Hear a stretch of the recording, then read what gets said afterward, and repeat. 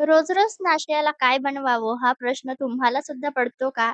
तर चला मग आज आंबोळी कशी बनवायची ते पाहूयात. एकदम मऊ लुसलुशीत जाळीदार आंबोळी तयार झालीये. ही आंबोळी अशी जाळीदार होण्यासाठी पीठ कसं तयार करायचं हे सविस्तर या रेसिपीमध्ये सांगितलेलं आहे.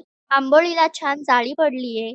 अशी जाळी पडण्यासाठी डाळ तांदळाचं योग्य प्रमाण काय घ्यायचं हे पाहूयात.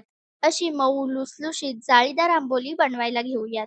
या वाटीने दोन्ही जिन्नस मोजून घेणार आहे. यामुळे प्रमाण चुकत नाही. तर इथे मी या वाटीने 3 वाटी तांदूळ घेतलेत. मी चुना तांदूळ वापरलाय. तुम्ही रेशनचा तांदूळ सुद्धा वापरू शकता. यानंतर त्याच वाटीने इथे मी 1 वाटी उडीद डाळ घेतलीये. आता 2 ते 3 वेळा हे डाळ तांदूळ आपण व्यवस्थित स्वच्छ धुवून घेऊयात. अगदी हलक्या हाताने दोन्ही जिन्नस धुवून घेऊयात, म्हणजे यावर लावली जाणारी पावडर निघून जाईल. तर इथे मी डाळ तांदूळ दोन्ही धुवून घेतलेत.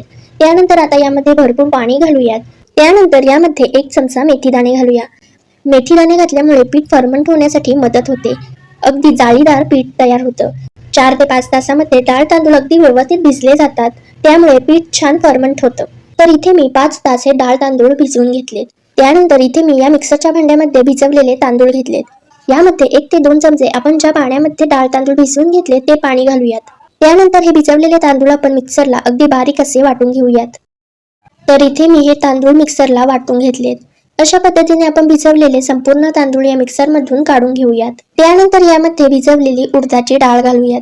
2 ते 3 चमचे डाळ भिजवलेलं पाणी यामध्ये घालूयात आणि मिक्सरला अगदी बारीक ही डाळ आपण वाटून घेऊया. तर इथे मी डाळ अगदी बारीक वाटून घेतलीये.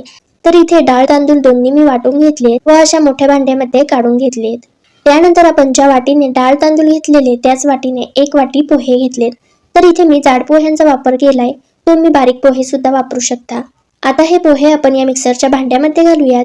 यामध्ये थोडंसं पाणी घालूयात व मिक्सरला हे पोहे अगदी बारीक वाटून घेऊयात.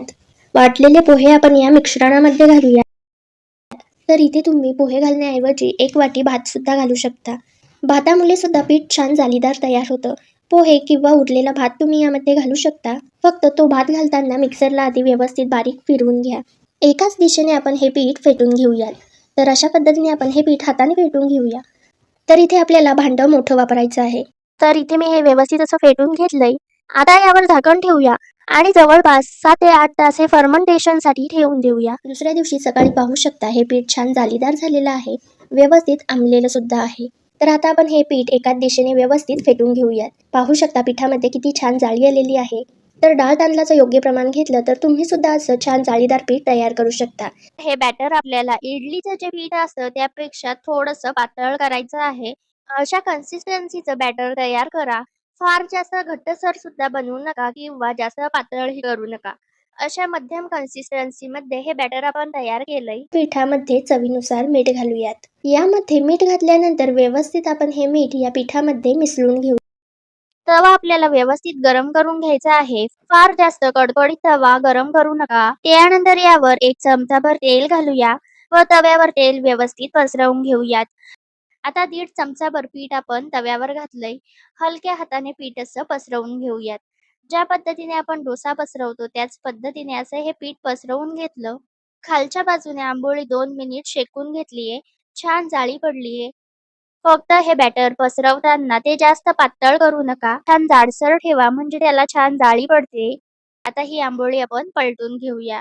अशाच पद्धतीने दुसऱ्या बाजूने सुद्धा आंबोली शेकून घेऊयात. तर इथे रंग सुद्धा किती सुरेख आलेला आहे. त्यानंतर आता ही आंबोळी आपण तव्यामधून काढून घेऊयात. अशाच पद्धतीने उरलेल्या पिठापासून इथे मी आंबोळी तयार करून घेतलीये. तर इथे आंबोळी तयार झालीये. रेसिपी कशी वाटली ते कमेंट्समध्ये नक्की सांगा व रेसिपी आवडली असेल तर व्हिडिओला लाईक करायला विसरू नका.